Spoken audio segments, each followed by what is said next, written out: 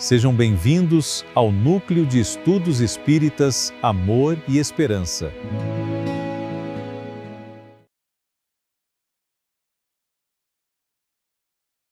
Boa noite,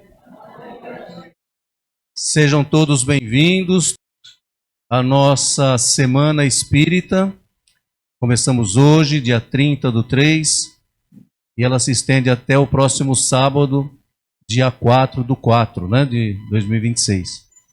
Então estamos aqui, todos nós, sendo abraçados pelo Mestre Jesus e também recebidos pelo nosso patrono, o Senhor Fabiano de Cristo. Então, todos nós estamos bem-vindos. Então, nós vamos começar com o coral maravilhoso da Sheixonoye. Nós devemos muito a esse coral por todos esses anos. E hoje nós vamos fazer uma apresentação de maneira muito especial e muito feliz, sempre feliz, mas mais feliz ainda, porque nós estamos, como coral, encerrando um ciclo de apresentações, um ciclo de formação como coral da sede central da Sheixonoye do Brasil. Nós vamos ter, assim, em termos de grupo, a dona Dirce falou assim, mas vocês precisam formar um grupo para vir cantar. É isso, nós vamos voltar, pode ficar sossegada, nós vamos voltar, mas assim, vamos voltar de uma maneira diferente, de uma formação diferente, sim. Então já fica o convite, quer dizer, vocês não me convidaram ainda, mas... já me convidando assim, ficou gravado, Mas eu sei que vocês já convidaram a gente, para o segundo semestre, mas que nós, com a graça e bênção de Deus, vamos poder estar compartilhando com vocês esse momento, também nesse segundo semestre. Vai ser uma surpresa para todos, a forma que isso vai acontecer, inclusive para nós também, tá? Então vamos esperar, mas agora nós vamos viver o agora. Obrigada. Nós vamos viver o agora, apresentando as músicas da noite de hoje. Nós vamos começar diferente. Vamos começar com uma ciranda. Por quê? Nós estamos valorizando, nós estamos homenageando, nessa semana, nessa abertura dessa semana, a música brasileira também. Nós vamos, quem sabe cantar essa ciranda pode cantar junto. Quem não sabe, escuta, aprende e depois canta. Tá bom? Mas... Tá bom? Rapidinho, tem que ser rápido, aprender rápido. Mas vamos lá, mas tudo é aprendizado. Até nós mesmos, estudando, a gente está aprimorando essa maneira de cantar. Mas vai dar tudo certo, tá bom? Vamos lá, turma? Pode ser? Como é que começa? Não, pera. Ó, tá vendo? Falei que era tudo estudo, Mandei fazer uma casa de farinha, bem maneirinha que o vento possa levar. Oi, passa sol, oi, passa chuva, oi, passa vento, só não passa o movimento do cirandeira rodar. Mandei fazer uma casa de farinha, bem maneirinha que o vento possa levar. Oi, passa sol, oi, passa chuva, oi, passa vento, só não passa o movimento do cirandeira rodar. Achei tão bonito, meu amor, brincar. Ciranda maneira, vem cá cirandeira, vem cá balançar. E fazer casa de farinha, de alegria eu possa levar. Passa sol, passa maneira, não passa cirandeira, vem cá balançar. Fazer casa de farinha, de maneirinha eu possa levar. Oi, passa sol, passa chuva, passa vento, só vem cá cirandeira, cirandeira rodar. E fazer uma casa de farinha, de maneirinha que o vento possa levar. Oi, passa sol, oi, passa chuva, oi, passa vento, só não passa o vento Cirandeira rodar.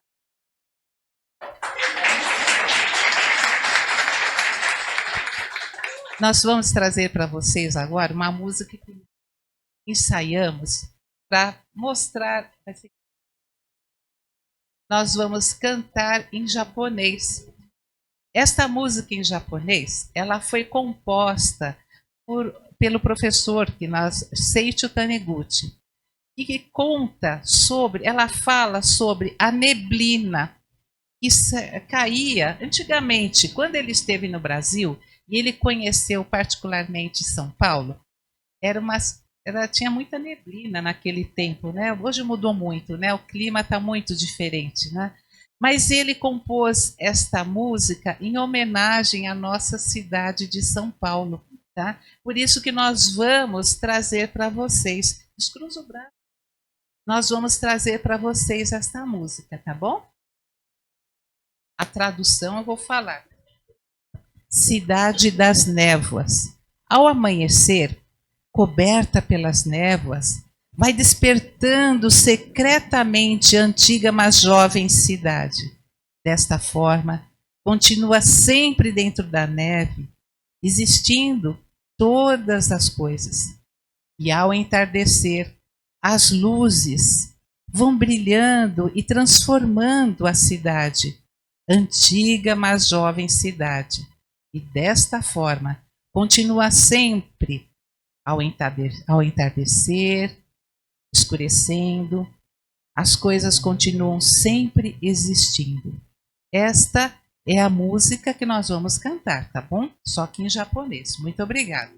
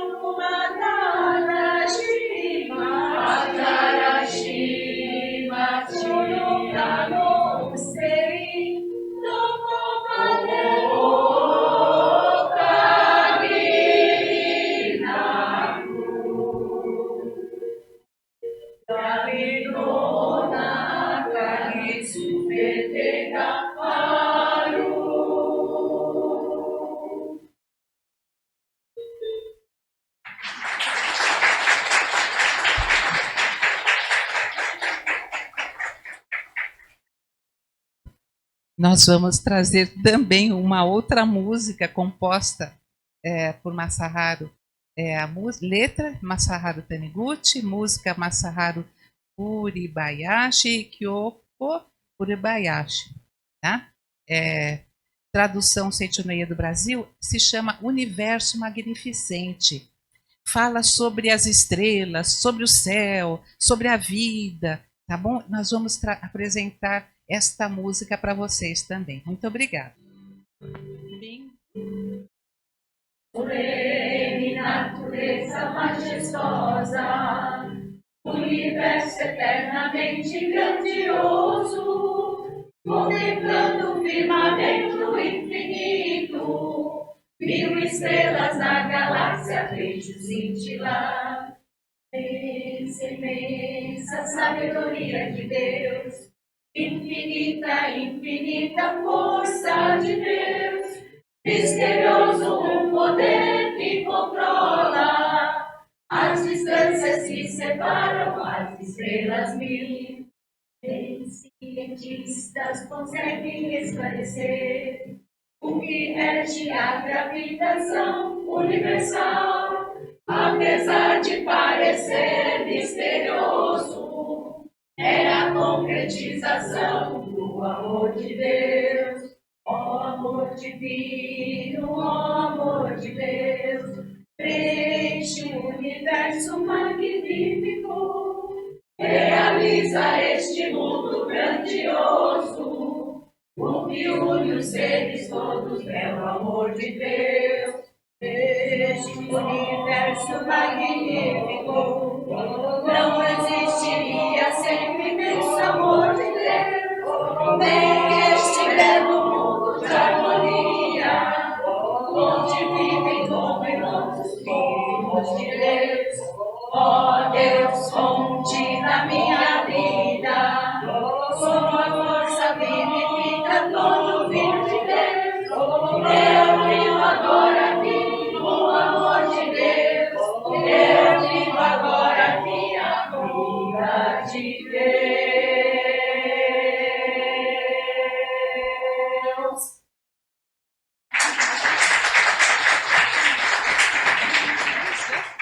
A música que a gente vai cantar agora vai ser a capela. Atenção! O que é cantar a capela? Sem acompanhamento. Por que nós vamos cantar assim? Para que vocês ouçam as vozes do coral. Vocês estão ouvindo? Nossa, né? A responsabilidade. Para que vocês ouçam, porque eles vão cantar assim de uma maneira muito bonita. Então a gente vai acompanhar essa música também. Quem souber a letra e já ouviu, pode cantar junto baixinho, tá bom? Depois eu deixo cantar bem altinho, tá?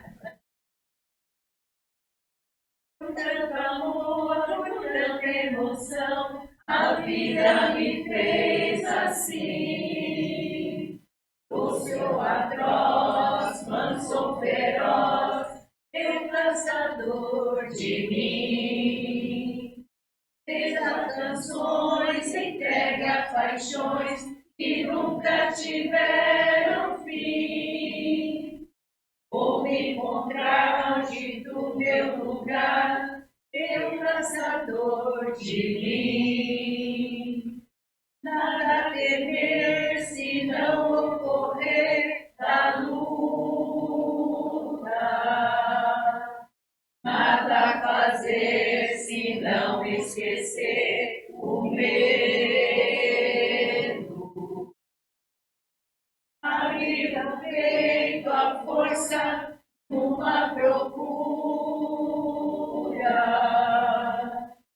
Fugir às armadilhas da mata escura. Onde se vai sonhando demais, mas onde se chega assim? Vou descobrir o que me faz sentir devastador de mim.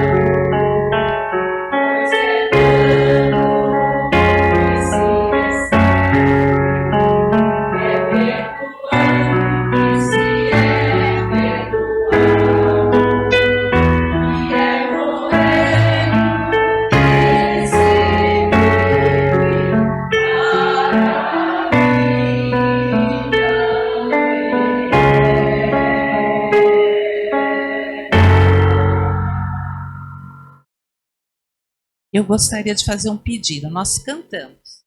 Agora nós vamos fazer a oração. Porque está cantado assim muito forte, sem ser com o coração. Agora nós vamos cantar bem assim, sentindo cada pedacinho. Eu quero fazer isso rápido, porque a outra música eu quero encerrar com vocês, tá? Mas eu preciso, porque a oração, para ficar completa e perfeita, a gente não pode cantar assim, Senhor, não. Senhor, fazei-me instrumento de vossa paz. Eu quero assim, suavidade para tocar o coração de vocês e nossa também. Pode ser assim? Não precisa cantar alto, gritado, porque o universo escuta o nosso coração. Não é verdade? Eu quero ouvir essa suavidade. Cante com sentimento. Podemos de novo, por favor? Por favor, baixinho com o coração. Como fala?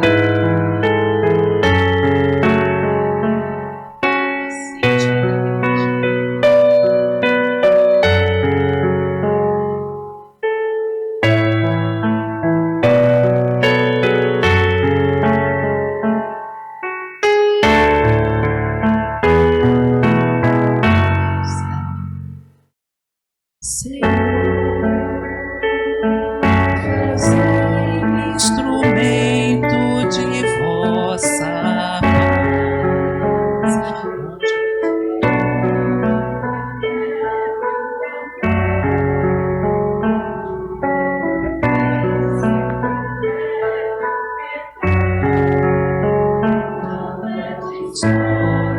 Que eu leve a união,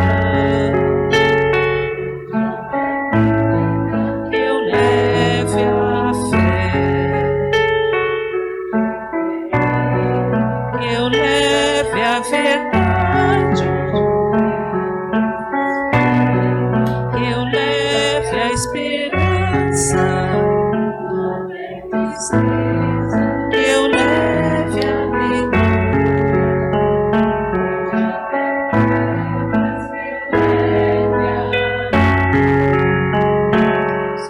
Ó Mestre, fazei que eu procure consolar e ser compreender e ser amar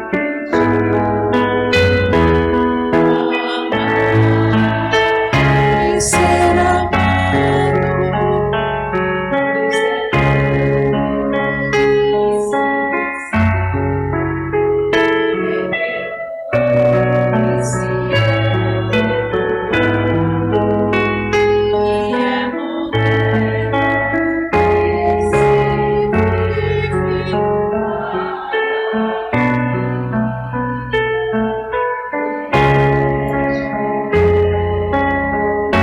Suave com o coração. Ó Mestre, fazer que eu procure consolar, que ser consolado, compreender, que ser compreendido, amar, que ser amado, pois é que se recebe, é perdoar que se é perdoado, e é morrendo que se vive.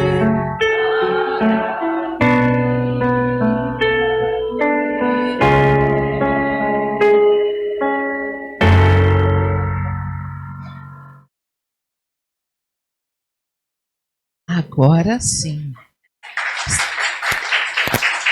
Sentiram a diferença? Sentiram a diferença? Um sentimento me ronda, não sei dizer, tudo é novo pra mim. meu coração se renova. Sinto a esperança invadir o meu ser. Quero ser manso, ser limpo, ser justo e pobre de espírito ser. Tua palavra me sonda, me conta do reino que espera por mim. Eu te ofereço meu pranto, as dores da alma que quer renascer. Eu ouvi tua voz, teu falar me encantou, e seguir, caminhar e saber pra onde vou. Eis-me aqui, minha dor serenou. Um sentimento me ronda, não sei dizer, tudo é novo pra mim. Meu coração se renova, sinto a esperança invadir o meu ser. Quero ser manso, ser limpo, ser justo e pobre de espírito ser. Tua palavra me sonda, me conta do reino que espera por mim. Eu te ofereço meu pranto, as dores da alma que quer renascer. Eu ouvi tua voz, teu falar me encantou, e seguir, caminhar e saber pra onde vou. Eis-me aqui, minha dor serenou. Eu ouvi tua voz, teu falar me encantou, e seguir, caminhar e saber pra onde vou. Eis-me aqui, minha dor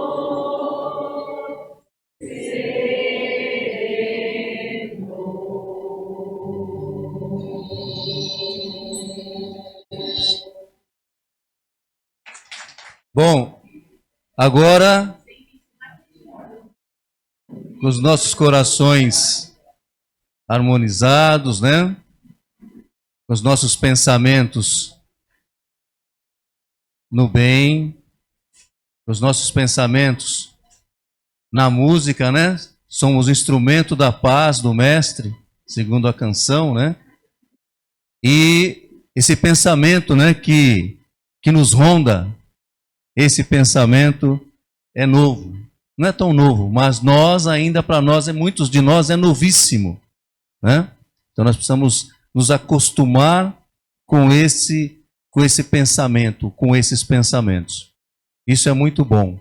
Então agradecemos mais uma vez ao coral, maravilhoso coral, que esteve aqui conosco, estarão conosco futuramente também.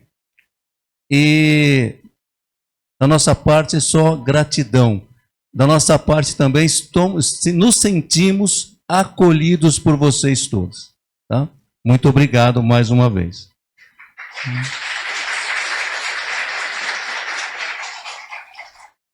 Então agora, vou pedir a gentileza, todo mundo fechar os olhos. Vamos entrando então em sintonia com Deus, nosso Pai, com Jesus, nosso amado Mestre. Imaginando Jesus entrando pela porta e nos envolvendo a todos com seu manto de paz, com seu manto de amor. Agradecer também a espiritualidade maior que está aqui conosco nesse momento e ao abraço fraterno de todos os dias do Senhor Fabiano de Cristo, que nos recebe a todos com muito carinho, com muito amor. Somos agradecidos pela oportunidade de estarmos todos aqui juntos nesse momento e que a nossa Semana Espírita, que se inicia hoje, para homenagear o nosso Kardec e o nosso querido Chico, que seja uma semana de muita paz, de muita reflexão e que possamos, ao final da semana, nos sentirmos aqueles realmente abençoados por Deus nosso Pai e por Jesus nosso Mestre. Muito obrigado a todos, a Jesus, ao Senhor Fabiano de Cristo, por esta oportunidade. Que assim seja, graças a Deus. Vamos agora então à palestra, né? Vamos à palestra. O senhor Edilson Sass, palmas para ele. O senhor Edilson é nosso companheiro de doutrina, né? Do Lar Espírita Porto Seguro Maria de Nazaré. Maria de Nazaré é um porto seguro, né? Para todos nós, né? A mãe de Jesus, graças a Deus. Então, eu gostaria de aproveitar a oportunidade, então, e agradecer ao Coral Seixonoye por esse carinho tão especial e essa demonstração de que a proposta do Cristo unindo os corações é do amor maior. Vocês estando aqui nos enche de felicidade e alegria. Muito obrigado por tudo. Boa noite a todos. Que a paz do Mestre Jesus envolva o coração de cada pessoa presente nessa festividade tão maravilhosa, onde inicia-se a 21ª semana Allan Kardec, Chico Xavier. Para nós é motivo de muito orgulho estarmos aqui. E de antemão agradecemos à equipe espiritual diretora por essa oportunidade bendita e também a cada trabalhador desta casa, na pessoa dessa simpatia, a Dona Dirce, sorridente, maravilhosa, feliz, e a Dona Wanda, que proporcionou a nós contato para estarmos aqui hoje. Dito isso, então, nós vamos falar hoje sobre a doutrina espírita. A doutrina espírita, falar sobre a doutrina espírita é um tema leve, agradável, amplo, porém desafiador e difícil. Porque nós estamos aqui hoje falando para pessoas que têm conhecimento acerca da doutrina.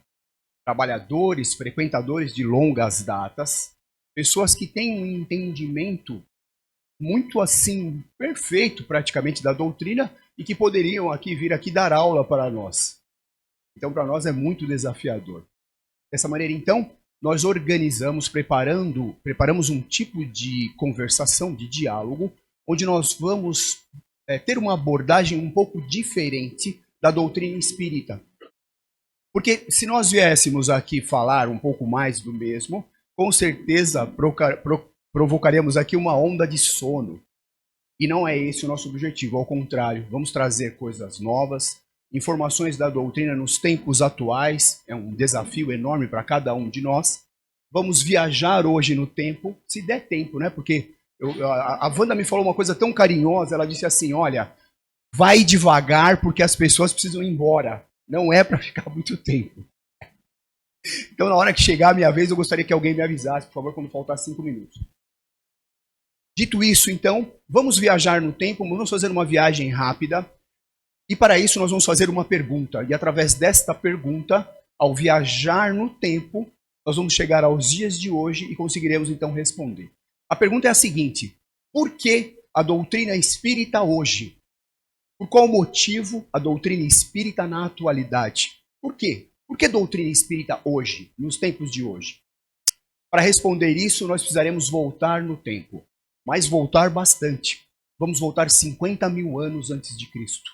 50 mil anos é a data que os historiadores relatam que o homem aprendeu a falar. E ao dominar a linguagem, começou a interagir entre si. E ao interagir entre si, houve então a necessidade de o homem buscar amparo, buscar aconchego, buscar conforto em situações de alta superioridade. É comum, é humano, é da nossa raça procurar a cura dos nossos males em algo superior. Foi aí então, quando o homem passou a se relacionar, ele começou então a adorar pela primeira vez o Deus Sol. Então o Sol foi o primeiro elemento adorado pelo homem, porque o homem não sabia nada sobre o Sol e achava que o Sol perambulava pelo universo e ele poderia não voltar no dia seguinte. Então eles se reuniam pedindo compaixão e misericórdia do céu para que o Sol pudesse voltar no dia seguinte.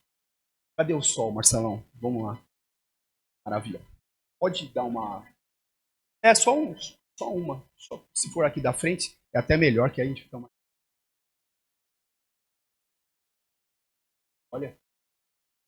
Passado mais o tempo, o homem aprendeu que, através de uma semente, ele poderia alimentar a sua prole e se reuniu, então, em sociedade e começou a produzir.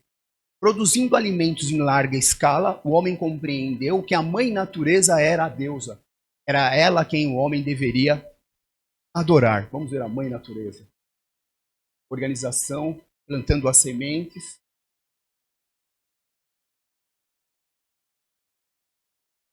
E aqui então a mãe natureza, cultuada pelo homem. Só que o homem ganhou entendimento, e ao ganhar entendimento, os deuses agora, representados pela natureza, começaram a ganhar feições humanas. E ao ganhar feições humanas, eles já estavam atrelados aos fenômenos da natureza. Nasceu aí o politeísmo. E aí nós começamos então a perceber que pouco a pouco o homem vai se aproximando dos ideais divinos. E quando esses homens começaram a ocupar a mitologia grega, a mitologia romana, o homem se deu satisfeito. Passado muitos anos, vamos agora então para 600 anos antes de Cristo. Ao chegar a 600 anos antes de Cristo, o plano espiritual superior, ao perceber que o homem havia adquirido conhecimento, mandou missionários luminosos para divulgar uma nova compreensão de religião. A partir de agora, esses missionários foram incumbidos de trazer para nós a questão da adoração de um único Deus, o monoteísmo. Então, coincidentemente, de uma maneira muito maravilhosa, esses espíritos foram reencarnando na mesma época em países, em localidades completamente diferentes. E muitos missionários aportaram o planeta mais ou menos por volta de 600 anos antes de Cristo. Entre eles merece especial destaque Confúcio na China, o Buda, que poucos sabem, mas nasceu na Índia, né, mais particularmente no Nepal. E curiosamente ninguém aceitou ali os ideais de Buda, porém, espírito luminoso que era, viajou pelo Oriente trazendo a boa nova, que foi de bom grado aceito por todos, né? Dentre essas pessoas, tá aqui o Buda, olha só, uma figura fantástica. Pode passar, pode parar. E dentre essas pessoas todas, nós merecemos aqui uma atenção especial. Vamos parar no tempo e vamos observar essa pessoa. O nome dela é Zaratustra. Zaratustra nasceu na Pérsia e foi o maior precursor do monoteísmo no Império Antigo, no mundo antigo. Zaratustra viveu na Pérsia e ele era um espírito de alta luminosidade. Foi ele quem introduziu as primeiras noções de espiritismo, foi ele quem trouxe a possibilidade, ainda que embrionária, da aceitação da reencarnação e montou um movimento que se espalharia para o mundo todo chamado Zoroastrismo. Esse movimento ele foi importante porque através dele o homem passou agora a aceitar a presença de um Deus soberano, um Deus criador, um Deus que cuida das suas criaturas. E aí nós vamos conhecer então, através de Zoroastro, o rei da Pérsia. Foi ele, através dessa religião importante, Zoroastrismo, quem distribuiu ao mundo, através das suas conquistas, a possibilidade de todos os povos conhecerem essa nova doutrina, inclusive os judeus. Quando Ciro o Grande, esse personagem que a gente não estudou muito na escola, A gente que vai para a escola estuda mais os imperadores romanos, estuda ali Alexandre o Grande, mas Ciro o Grande, sem dúvida nenhuma, foi o maior personagem da história antiga, porque ele fazia uma conquista com amor. Ele levava amor ao coração graças à doutrina do zoroastrismo. A base do zoroastrismo era: você pode fazer o mal, você pode fazer o bem, mas saiba que você será responsabilizado por isso. E dentro dessa noção, Ciro se sentia responsável pelos povos que ele conquistava. Não como seus pares. Ele não destruía, não incendiava, não pilhava, não saqueava. Ao contrário, ele respeitava as individualidades, passava um conhecimento tão maravilhoso sobre o zoroastrismo e a questão da crença num Deus único.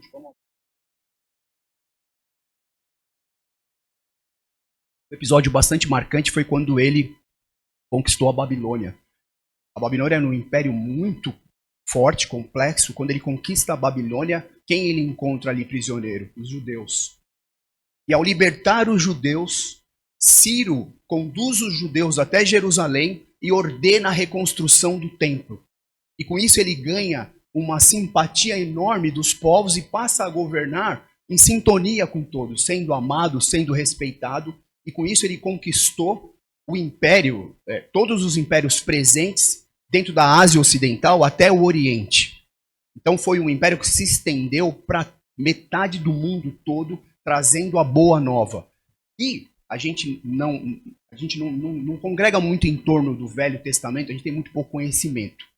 E aí existe uma passagem que, para mim, é a passagem muito emocionante, porque faz uma previsão 200 anos antes do nascimento de Cristo, de Ciro, a respeito de quem ele seria. Então eu vou tomar a liberdade de ler rapidamente, porque agora a gente está com essa. Vamos ler rapidamente Isaías 45. Os historiadores dizem que essa passagem ela foi escrita 200 anos antes do nascimento de Ciro e é profética. Vamos ler bem rapidamente. Assim diz o Senhor ao seu ungido, a Ciro, a quem tomo pela mão direita, para abater as nações diante de sua face e descingir os lombos dos reis, para abrir diante dele as portas, e as portas não se fecharão. Eu irei adiante de ti e endireitarei os caminhos tortuosos, quebrarei as portas de bronze e despedaçarei os ferrolhos de ferro. Dar-te-ei os tesouros escondidos e as riquezas encobertas, para que saibas que eu sou o Senhor, o Deus de Israel, que te chama pelo teu nome. Por amor do meu servo Jacó e de Israel, meu eleito, eu te chamei pelo teu nome. Usa o teu sobrenome, ainda que não me conhecesses. No versículo 13. Eu o despertei em justiça e todos os seus caminhos endireitarei. Ele edificará a minha cidade e soltará os meus cativos, não por preço, nem por presente. Diz o Senhor do Exército. É muito emocionante. Dizem os historiadores que essa profecia foi escrita 200 anos antes da chegada de Ciro ao mundo. E ele é notadamente, reconhecidamente, o rei mais atuante e aquele que mais conquistou terras e que mais colaborou no sentido de divulgar a boa nova na história antiga. Vamos conhecer então Ciro, o Grande. Olha lá, que beleza. Pode passar. Está aqui, né, o Isaías 45, pode passar. Vamos parar em Jesus. Os anos passaram, nasceu Jesus de Nazaré, o espírito mais perfeito que aqui aportou. E ele foi enviado aqui como governador espiritual do nosso planeta para embutir aos corações agora os ideais do amor. Porque mesmo todo mundo agora acreditando já em Deus, todo mundo adquirindo conhecimento suficiente para crer em algo maior, as pessoas ainda professavam as leis do olho por olho, dente por dente, e isso gerava muitos conflitos. E agora então Cristo vem pregar o amor. Agora não vai chamar mais ninguém de cidadão, mas irmão. O amor ao próximo e toda essa doutrina maravilhosa, professada e atual e que nós consagramos. Então, quando eu olho a figura, eu falo, ele é bonito, né? Porque quando nós amamos alguém, bonito lhe parece. Então, Jesus é bonito. É uma beleza diferente, né? Pode passar, Marcelão. Vamos avançando no tempo, então, e vamos chegar agora a 300 anos depois de Cristo. A 312 depois de Cristo, nós vamos ver o imperador Constantino perfilado numa ponte na Itália chamada Ponte Milvia. E essa ponte, então, foi o cenário de uma guerra e Constantino estava com seu exército perfilado e do outro lado o exército inimigo e a ponte lá no meio. Quando a gente assiste filme, eles ficam em acampamentos dormindo para no dia seguinte sair para a batalha. E o que aconteceu foi uma coisa bastante interessante, porque nessa noite os generais de Constantino chegaram nele e falaram: olha, a batalha está perdida. Os exércitos são mais fortes, mais numerosos, e nós precisamos nos render. E ele disse: não, nós vamos até o fim. Durante aquela noite ele adormeceu e teve um sonho. E nesse sonho havia uma mensagem em latim que era mais ou menos o seguinte: hoc in hoc signo vinci. Essa mensagem significa o seguinte: com esse sinal você vencerá. Era um sinal da cruz. Naquela noite, então, Constantino acordou todos os seus soldados, tem como voltar? E ordenou que eles pintassem as suas armaduras com o sinal que ele havia sonhado. E ele ganhou a batalha no dia seguinte. Isso levou a crer que era uma visão. E imediatamente ele converteu, então, a religião que era pagã, a religião de Roma, na religião que hoje muitos historiadores acreditam ser o catolicismo. Muitos historiadores acreditam que quem criou o catolicismo foi Ciro. Ciro não, perdão. Constantino, o imperador romano. Bom, quando a gente verifica isso, pode passar, Marcelão. O que ele fez? Ele desapropriou todos os templos pagãos, tirou tudo que tinha ali dentro e colocou os santos, a cruz. E quando a gente visita uma igreja católica, quando a gente vê pela televisão, a gente percebe que ela guarda na sua arquitetura o mesmo desenho, a mesma definição de um templo pagão. Isso aqui é um templo pagão. Então, quando a gente vai numa igreja católica, ela guarda até hoje a mesma arquitetura, mesmo formato. E seria mais ou menos dizer que o Edir Macedo, por exemplo, se entrasse aqui nessa noite e falasse assim: olha, eu me converti ao espiritismo e agora todos os templos se tornarão agora centros espíritas. Aquele desenho, né? Quando a gente passa na frente, a gente sabe que é aquela igreja, né? Foi o que fez Constantino, transformou a religião católica e só apenas trocou as indumentárias e aquilo que revestia internamente a igreja, e agora a igreja católica guarda essas semelhanças. O tempo passou e aí os seres humanos foram adquirindo nova compreensão. Quando o plano espiritual diretor percebeu que nós havíamos já sido preparados, já estávamos já capacitados a receber uma religião um pouco mais moderna, foi aí que o mundo espiritual enviou também mais alguns iluminados, dentre eles Martinho Lutero. Martinho Lutero era um católico e ele pregou na igreja as 95 teses, contrariando todo o comportamento da igreja na época. O homem havia, então, adquirido compreensão que muitos rituais e muitos procedimentos eram, naquele momento, inadequados. Entre eles, essas 95 teses, existia então aquela questão do purgatório, e ele disse: o Papa não pode controlar a vida dos humanos, não é ele quem decide o destino das pessoas, tirando ou colocando as pessoas no purgatório. Isso é trabalho de Deus. As pessoas não podem se comunicar com o Pai através de intermediários. Vamos falar diretamente com o Pai, porque sendo nosso Pai, ele sempre vai nos escutar. E também criticou as indulgências, falando que todo cristão ele tem que ser bom. Só assim ele conseguirá amealhar um bom lugar. Caso contrário, não adianta pagar. O pagamento, por mais alto que seja, não comprará a um cristão uma vaga no céu. E através, então, de todas essas teses que foram colocadas, pode passar, Marcelão, que foram colocadas na porta de uma igreja que chama Hindenburg, eu não sei falar, desculpe, alemão, mas é uma igreja católica, está ali ele pregando. E então agora o mundo estava preparado para uma nova fase no entendimento de Deus, uma nova compreensão. Porém, conforme o tempo vai passando, as religiões vão se modernizando, porque o entendimento fica mais claro. E aí, mansa e pacificamente, as religiões vão dando origem a outras. E assim é o ciclo evolutivo. Porém, agora a coisa travou. Os católicos não aceitaram, e aí houve um derramamento de sangue bastante importante na história, entre protestantes e católicos. E a vida seguiu. Quando o homem adquiriu um conhecimento um pouco mais avançado, o mundo espiritual manda para nós o professor Rivail, o grande cientista. E ali então agora o professor Rivail traz para nós questões desafiadoras, porém plenamente compreensíveis. Nós chegamos no momento da nossa evolução em que nós agora sabemos que céu e inferno é conquista, tem que se esforçar muito. Nós estamos na metade de um caminho, em evolução constante, e não temos nenhuma capacidade e nenhum demérito para ir para o inferno. Não temos capacidade ainda de ir para o céu e nenhum demérito para irmos ao inferno, porque somos espíritos e precisamos vir aqui.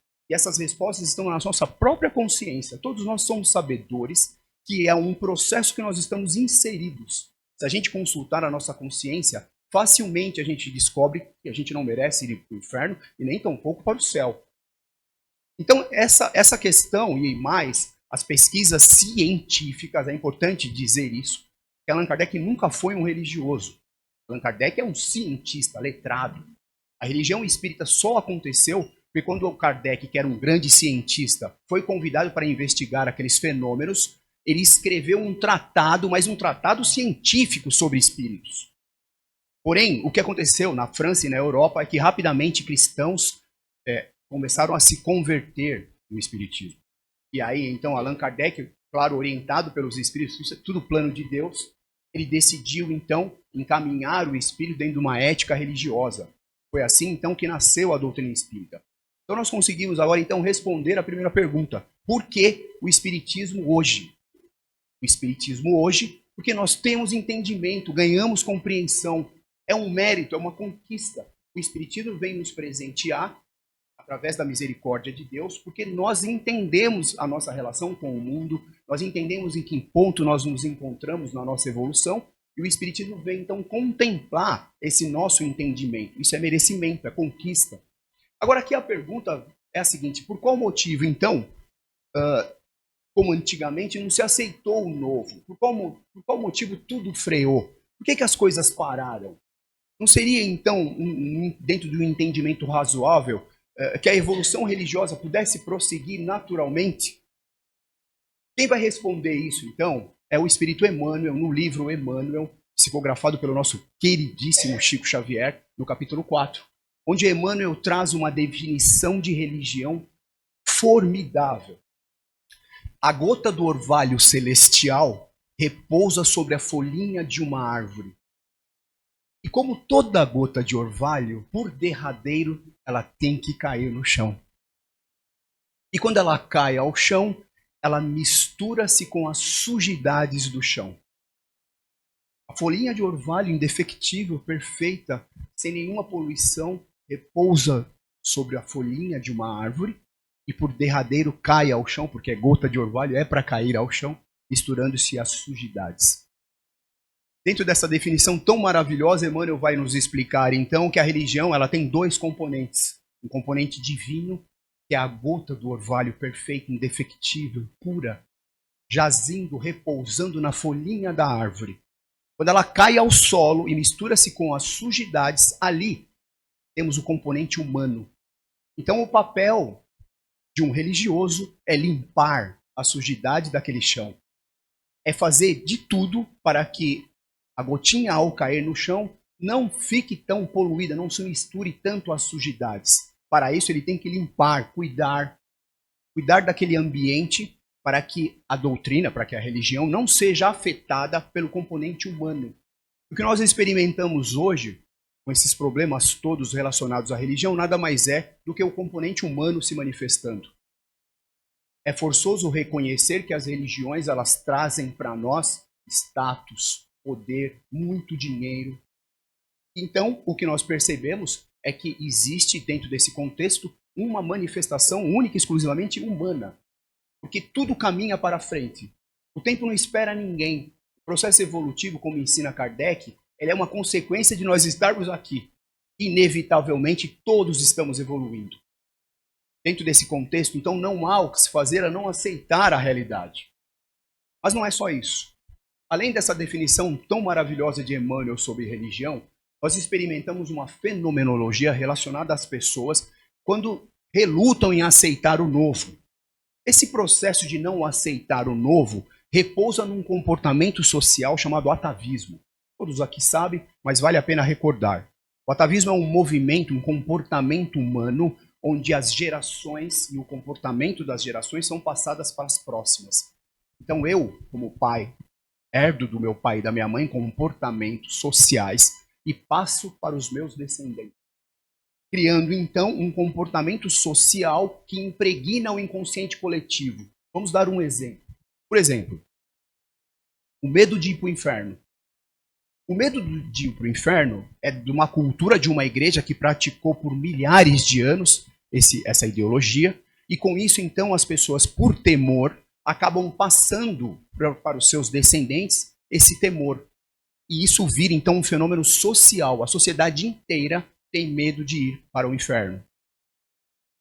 Cabe aos pais uma advertência muito importante. Nós temos filhos, temos que corrigir, ou pelo menos nos esforçar, para transmitir aos nossos descendentes apenas o que há de melhor das nossas gerações.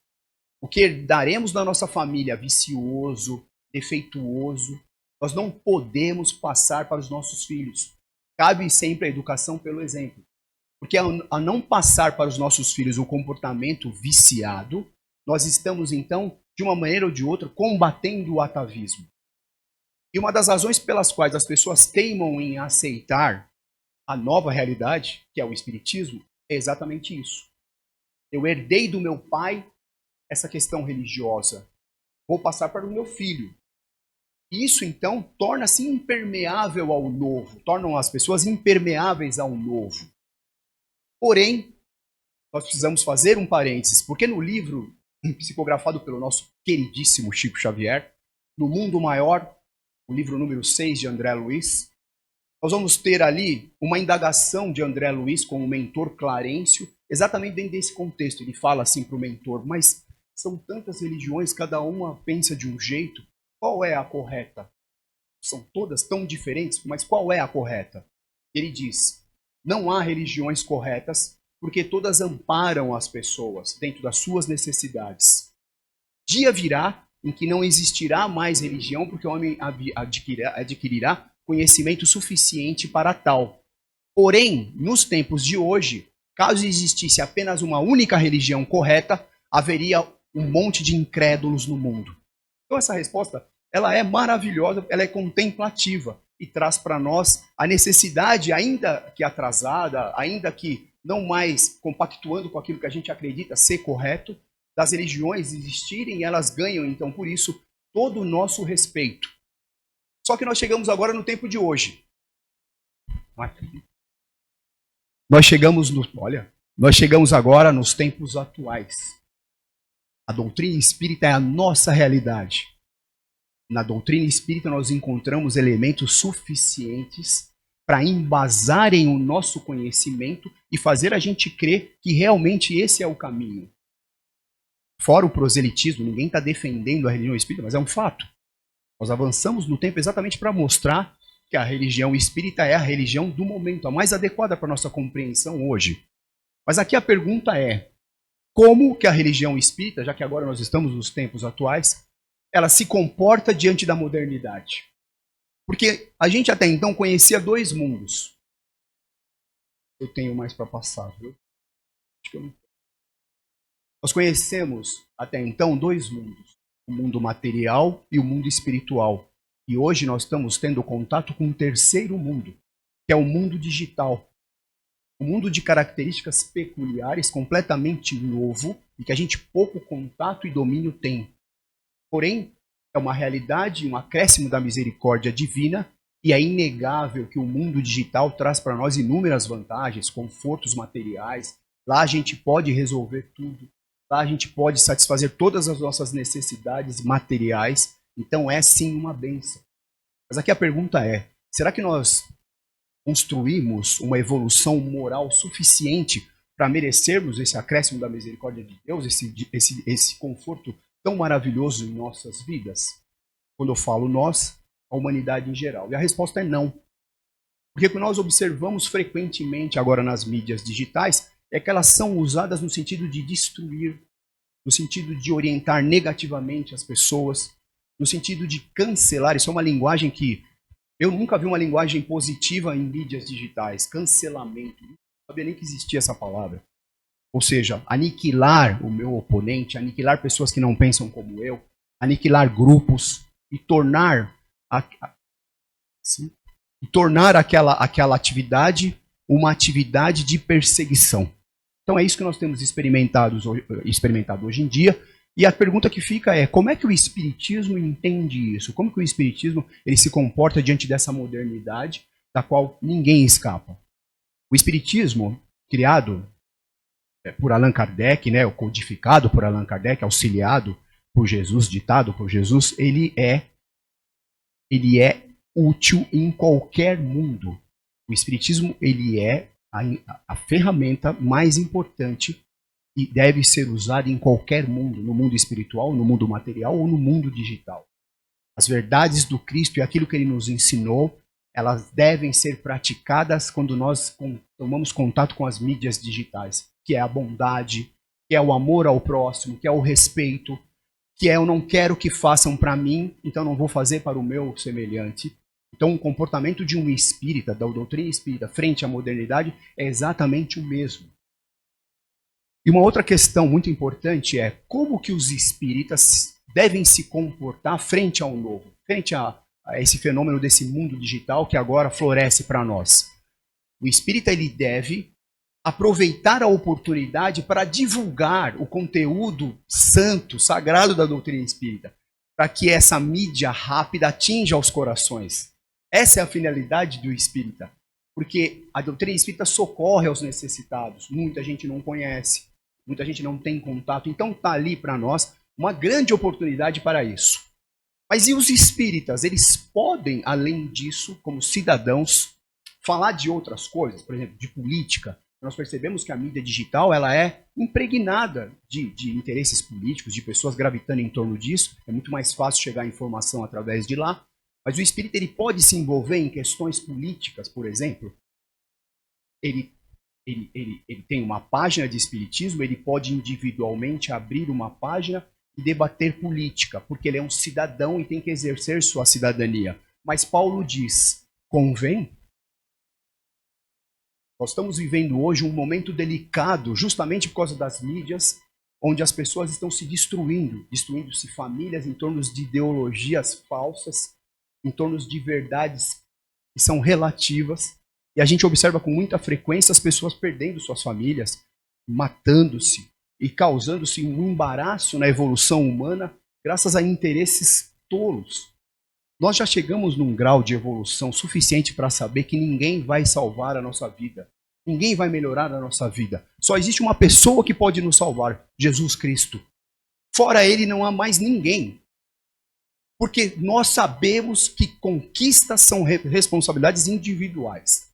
Cabe a cada um de nós conquistar o seu espaço, avançar no conhecimento, ser melhor como cidadão. Esse é o ideal da doutrina espírita. Nós nos tornemos melhor, mas isso é uma coisa que cabe a cada um de nós. E, consequentemente, a sociedade vai melhorar. Não há ninguém que possa nos tirar dessa situação, porque cabe a nós progredir em sociedade. Dentro desse contexto,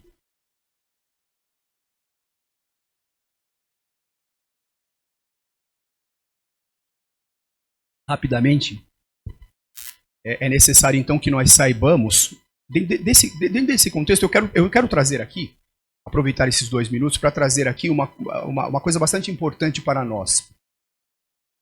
Eu encontrei uma amiga esses dias, e aí ela frequenta um centro, que eu não sei se é espírita ou espiritualista, no Bom Retiro, muito famoso, muito grande. E aí eu perguntei para ela, como que tá ali, como é que as coisas estão ali, tá indo tudo bem, como é que estão as atividades lá? Ela falou, nunca mais eu piso lá. Eu falei, nossa, mas por quê? Ah, porque o dirigente é pontinhos, tal. Eu falei, você é o quê? Ah, eu sou tal. E por causa desse motivo, então, esse dirigente comunga uma posição política inapropriada para o momento do planeta, porque uma posição política hoje ela é desagregadora e a doutrina espírita ensina a união, o carinho, o amparo, a fraternidade. E nesse sentido, então, os corações estão sendo desviados a troco de nada. E mesmo sendo um dirigente espírita de um lugar conceituado, ele se comporta dessa maneira e talvez falte-lhe ainda um pouco de conhecimento. Nenhuma crítica, mas nós precisamos ser vigilantes sim em relação a isso. Esse é um grande problema para todos nós. Temos que interagir sim, mas com amor, com carinho, com compreensão, um convite a um conhecimento de uma nova realidade. Porque nós estamos felizes por estar empunhando hoje a bandeira do Espiritismo. Deus nos concedeu essa misericórdia de estarmos hoje todos reunidos em torno de algo que é palpável, que é real. Então, dado o tempo, eu gostaria apenas de agradecer a vocês por essa sagrada oportunidade de estarmos aqui, pedir desculpa, porque o tempo ele passou muito rápido mesmo, né? E nos encontraremos novamente, porque o tema ele é bem complexo, tem muita coisa para falar.